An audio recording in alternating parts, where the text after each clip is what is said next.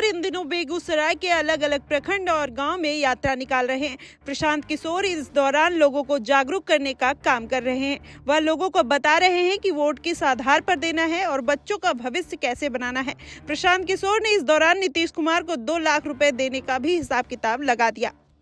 वहीं कर्पूरी ठाकुर की जयंती समारोह पर मौके पर बिहार के मुख्यमंत्री नीतीश कुमार की ओर से राजनीति में परिवारवाद के खिलाफ दिए गए बयान पर जनसुराज के संस्थापक प्रशांत किशोर ने तंज कसा है।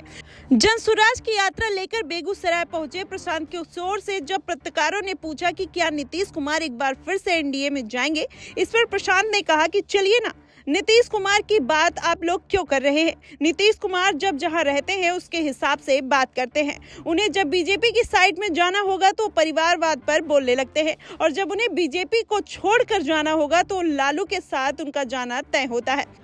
उन्होंने कहा कि किसी को नहीं मालूम, यहाँ तक कि नीतीश कुमार को भी स्वयं भी नहीं मालूम है कि वो कहाँ जाएंगे।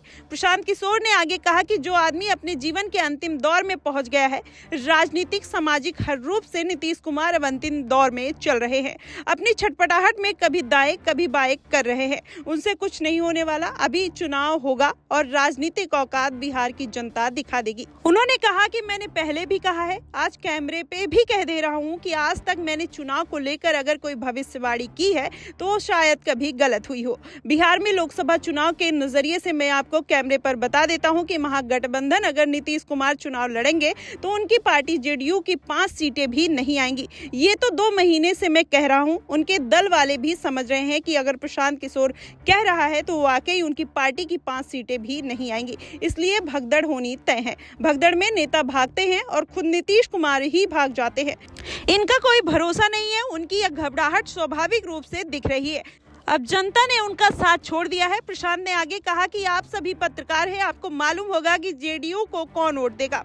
अब कोई वोट देने वाला नहीं बचा। लोकसभा चुनाव से पहले हाथ पांव मारकर किसी तरीके से निकलने की कोशिश में जुटे हैं नीतीश कुमार। अगर लोकसभा चुनाव तक नहीं गए तो आज की स्थिति तो बदलना तय है। महागठबंधन की सरकार चलाने की व्यवस्था अधिकतम 2024 के लोकसभा चुनाव तक ही चलेगी। लोकसभा चुनाव में हारते ही भागना और तोड़ना शुरू हो जाएगा।